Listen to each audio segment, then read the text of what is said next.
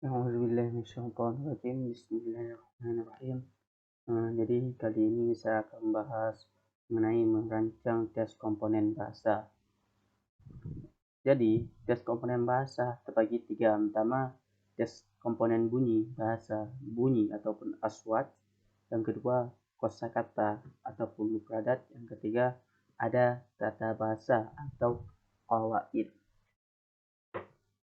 Yang pertama, merancang tes bunyi bahasa. Jadi dalam merancang tes bunyi bahasa, kita mempunyai sasaran, yaitu secara umum itu menguasai sistem bunyi bahasa dalam bentuk mengenal, membedakan, melafalkan bunyi bahasa.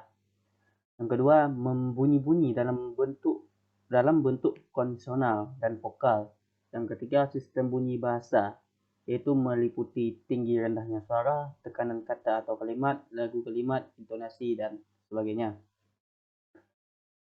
Lalu ada beberapa tes bunyi bahasa untuk mengukur kemampuan siswa dalam mengenal dan membedakan bunyi.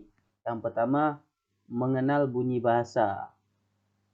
Yang kedua, menentukan keberadaan bunyi dalam satu kata. Yang ketiga, mengidentifikasi bunyi. Yang keempat, membedakan bunyi bahasa. Yang kelima, menentukan keberadaan bunyi dari dua bahasa dalam sebuah kalimat. Selanjutnya, menentukan satu bunyi dari dua bunyi yang berdekatan. Selanjutnya, membedakan kalimat berdasarkan perbedaan satu kata atau bunyi bebas, atau disebut juga dengan bunyi bebas. Selanjutnya, meniru atau melafalkan kembali apa yang telah diperdengarkan. Selanjutnya, melafalkan lambang bunyi dengan membaca. Dan terakhir adalah menulis huruf kata kalimat yang diperdengarkan ataupun disebut dengan imlak.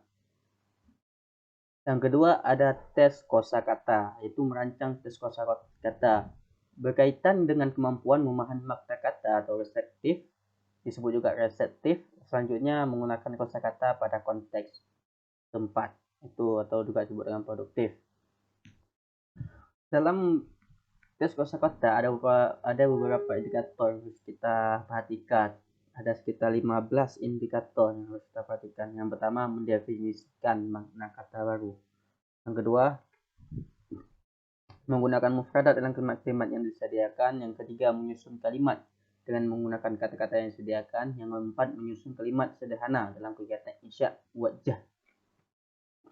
Yang kelima, menunjukkan benda atau gambar sesuai kata yang diperdengarkan.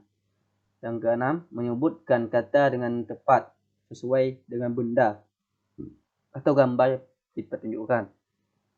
Yang ketujuh, memperagakan dengan benar sesuai kata yang diperdengarkan. Yang ke-8, menyebutkan sinonim kata yang disediakan. Yang ke-9, menyebutkan antonim kata yang disediakan. Yang ke-9, mengisi tempat kosong dengan kata-kata yang sesuai. Yang ke-10, menjodohkan kata-kata pada kolom sebelah kanan dengan makna yang sesuai dengan kolom sebelah kiri. Yang ke-11, membentuk kata dari huruf yang disediakan. Yang ke-12,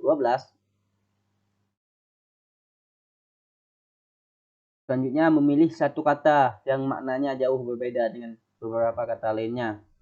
Selanjutnya menyebutkan satu kata yang makna yang mencangkup kata-kata yang disediakan. Yang terakhir adalah menjelaskan makna kata-kata yang tepat. Jadi dalam melakukan tes kosakata ada beberapa bentuk tes yang bisa kita gunakan, antara lain menunjukkan kata benda asli ataupun realita, miniatur, foto atau gambar. Yang kedua, menyebutkan kata yang sesuai dengan gambar yang ditunjukkan. Yang ketiga,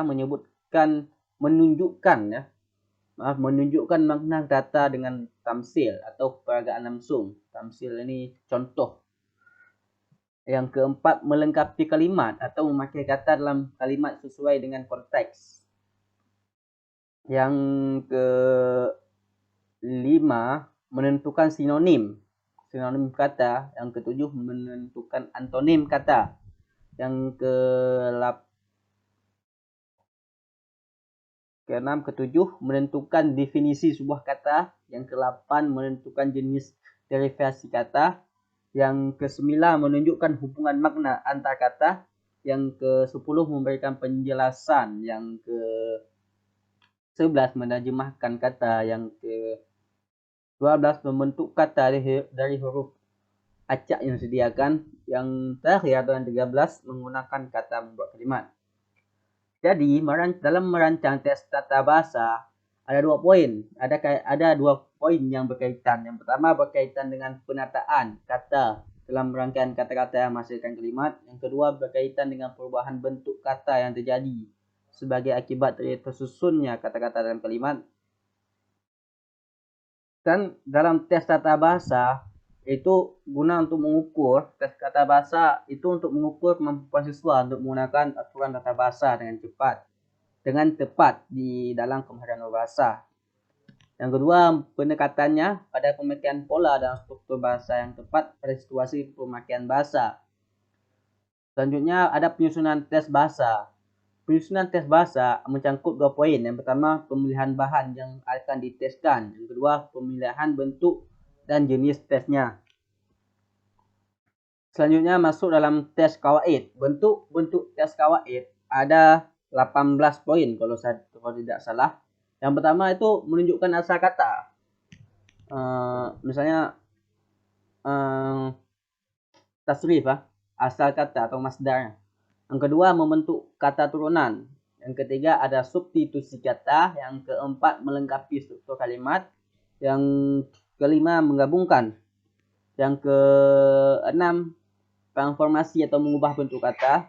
Yang ketujuh mengubah kalimat. Yang kedelapan menyusun kalimat dengan pola tertentu. Yang kesembilan memberi syakal sebagian atau struktur kata. 7 dia. Seberapa tadi? Ke-7. 1, 2, 3, 4, 5, 6, 7, 8, ke-9. Menyempurnakan kalimat. Yang ke-8 memanjangkan kalimat. Yang ke-9 menyebutkan bentuk kalimat. Yang ke-10 menerapkan i'rab. Yang ke-11 memilih struktur kata atau kalimat yang sesuai dengan kaidah. Yang ke-12 menentukan yang salah. Yang ke-13 mengenali kalimat. Yang ke-14 membuat kalimat. Yang ke-15 menunjukkan fungsi kata. Jadi inilah ada bentuk-bentuk tes bahasa. Bentuk-bentuk merancang tes bahasa, tata bahasa dalam bahasa Arab. Mungkin cuma ini video dari saya, penjelasan dari saya. Kalau ada kekurangan mohon masukannya. Wabillahi taufiq wa hidayah. Assalamualaikum warahmatullahi wabarakatuh.